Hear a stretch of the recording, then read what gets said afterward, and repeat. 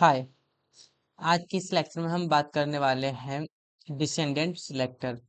तो चलिए स्टार्ट करते हैं। आज हम समझेंगे सीएसएस के अंदर डिसेंडेंट सिलेक्टर क्या होता है। अब डिसेंडेंट सिलेक्टर नाम थोड़ा डिफिकल्ट लगता है बट ये कॉन्सेप्ट बहुत ईजी है। अगर मैं बात करूं कि डिसेंडेंट सिलेक्टर, तो selector all paragraph inside the divs, मतलब डिव के अंदर जितने भी पैराग्राफ होते हैं वो सारे के सारे हमारे क्या होते हैं, डिसेंडेंट सिलेक्टर्स ही होते हैं। अब चाहे वो डिव हो या कोई और एलिमेंट हो, एलिमेंट के अंदर एलिमेंट ही हमारे डिसेंडेंट सिलेक्टर कहलाते हैं। जैसे यहाँ पे हमारा क्या है, एक डिव के अंदर, ये जो हमारा डिव है इसके अंदर एक पैराग्राफ है। तो डिव के अंदर जो हमारा पैराग्राफ आ रहा है इसी को हम क्या बोल रहे हैं, डिसेंडेंट सिलेक्टर कहते हैं। ठीक है। अब अगर हम सिंपल समझे कि ये कैसे काम करता है, तो डिसेंडेंट सिलेक्टर काम कैसे करता है, ये किसी एलिमेंट के अंदर वाले जो एलिमेंट होते हैं उनको सिलेक्ट करता है, इसीलिए हम इसको क्या बोलते हैं, डिसेंडेंट सिलेक्टर बोलते हैं। ठीक है। और अगर हम इजी लैंग्वेज में समझे तो क्या होगा, अगर एक टैग के अंदर दूसरा टैग है तो उसको टारगेट करने के लिए हम डिसेंडेंट सिलेक्टर का यूज करते हैं। जैसे यहाँ पे हमारा क्या है, डिव और पी यानी कि पैराग्राफ। ठीक है, इसके अंदर मैंने क्या किया, प्रॉपर्टी को सेट कर दिया। तो डिव के अंदर जितने भी पैराग्राफ होंगे, चाहे वो पूरी वेबसाइट में कहीं पे भी हो, डिव के अंदर पैराग्राफ, वो क्या करेंगे, इस वैल्यू और प्रॉपर्टी को सेट कर देंगे। चलिए हम अपने कोड पे चलते हैं। जैसे कि यहाँ पे अगर मैं बात करूँ, जितने भी हमारे पैराग्राफ हैं, ये मैंने पैराग्राफ ले लिया। अब इसके अंदर जितने भी ए टैग है यानी कि एंकर टैग हैं, उनमें फॉलो एंड एडमिन, मैं इनका क्या चाह रहा हूँ कि बैकग्राउंड कलर जो है वो चेंज हो जाए और फॉन्ट का जो कलर है वो भी हमारा क्या हो जाए, चेंज हो जाए। तो चलते हैं हम अपनी सीएसएस फाइल पे। मैं यहाँ पे क्या चाह रहा हूँ कि जितने भी हमारे पैराग्राफ हैं उनके अंदर आने वाले जो एंकर टैग हैं उनका जो बैकग्राउंड कलर है वो कैसा हो जाए, मान के चल रहा हूँ कि येलो हो जाए। ठीक है। तो अभी मैंने उनका बैकग्राउंड कलर कैसा कर दिया, येलो कर दिया। चलेंगे हम अपनी वेबसाइट को रिफ्रेश करते हैं, तो जितने भी हमारे क्या थे, फॉलो एंड एडमिन वाले एंकर टैग थे, उनका बैकग्राउंड कलर कैसा हो गया, येलो हो गया। मैं चाह रहा हूँ कि इनका जो कलर है वो भी चेंज हो जाए। ठीक है। तो कलर को चेंज करने के लिए हम क्या करते हैं, कलर प्रॉपर्टी का यूज करते हैं। तो कलर कलर मैं कुछ भी अपना दे सकता हूँ। कलर मान लो मैंने दे दिया पिंक। ठीक है। मैंने ये कलर इसको दे दिया। अब चेक करेंगे क्या हमारा ये कलर इस पे अप्लाई हुआ, तो अप्लाई हो चुका है। ठीक है। अभी उतना हमें अच्छे से नहीं दिख रहा है क्योंकि जो हमारा येलो कलर है बैकग्राउंड में, उसकी वजह से वो हमें फॉन्ट उतना क्लियर नहीं दिख रहा है। तो क्यों ना हम इसके बैकग्राउंड कलर को चेंज कर लें थोड़ा। तो हम इसके बैकग्राउंड कलर को ये बना दे रहे हैं। ठीक है, वायलेट कलर का। तो अब हमें अच्छे से दिखाई दे रहा है।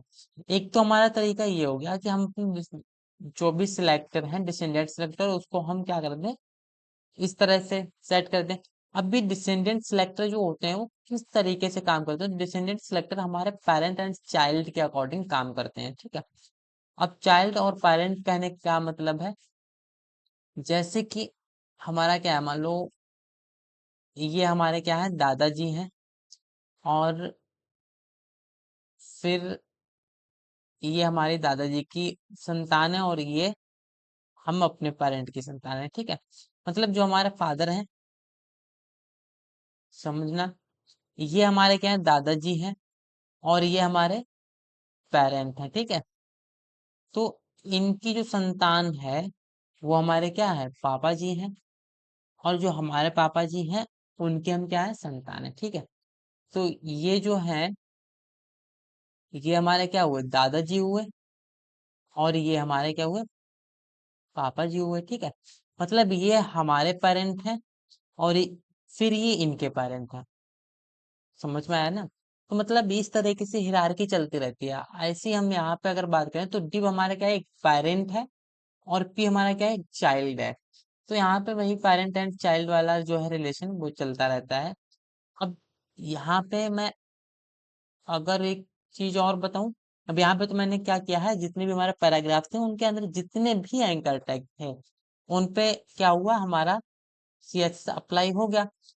अब ये सीएसएस जो है मैं तो सिर्फ इन्हीं फॉलो करना चाह रहा हूँ कि केवल फॉलो एंड एडमिन वाला जो भी हमारा एंकर टैग है, जो भी लिंक्स है, केवल उन पे ही ये अप्लाई होनी चाहिए सीएसएस। लेकिन अगर मैं अपनी वेबसाइट के अंदर कहीं और भी ये पैराग्राफ वाला सिस्टम यूज करूंगा तो वहां वहां पे भी हमारा क्या होगा, ऑटोमेटिकली अप्लाई होगा। जैसे कि मैं यहाँ पे मान लो लिख दे रहा हूँ दिस वेबसाइट इज एंड, ठीक है, मैंने लिख दिया। एंड यहाँ पे मैं लिखूंगा नो मोर अबाउट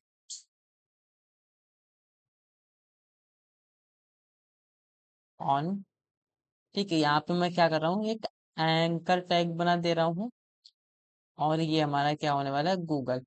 मैं चाह रहा हूँ कि यहाँ पे भी हमारा क्या हो, ये जो गूगल मैं अभी दूंगा यहाँ पे वेब लिंक, वो हमारी जैसी है वैसी ही रहनी चाहिए, इस पे कोई भी सीएसएस अप्लाई नहीं होनी चाहिए।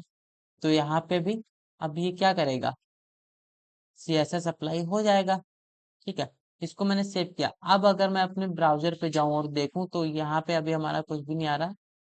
अगर अब मैं देखूं तो हमारा गूगल भी सेम उसी कलर का आ रहा है जिस कलर का हमारा फॉलो एंड एडमिन आ रहा है। लेकिन मैं चाहता हूँ कि गूगल जो हमारा है वो एक लिंक की तरह ही वर्क करे, लेकिन इस पे कोई भी सीएसएस अप्लाई ना हो। तो हम क्या करेंगे, जितने भी हमारे फॉलो एंड एडमिन वाले हैं इनको एक क्लास दे देंगे।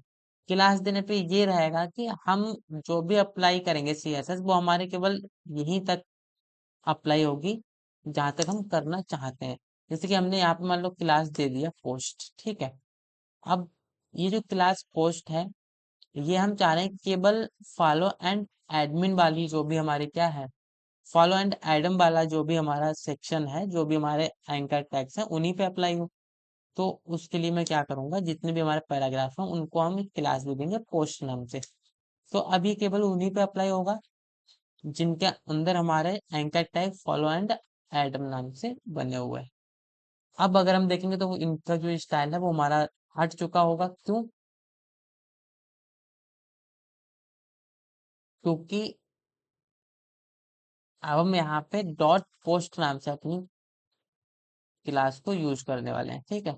तो मैंने पोस्ट नाम से यूज किया। अब भी हमारा जो वर्क है वो करेगा, लेकिन जो गूगल के ऊपर हमारा अभी जो स्टाइलिंग आ रहा है वो ऑटोमेटिकली हट जाएगा। तो गूगल से हमारा जो भी स्टाइलिंग था वो हट गया।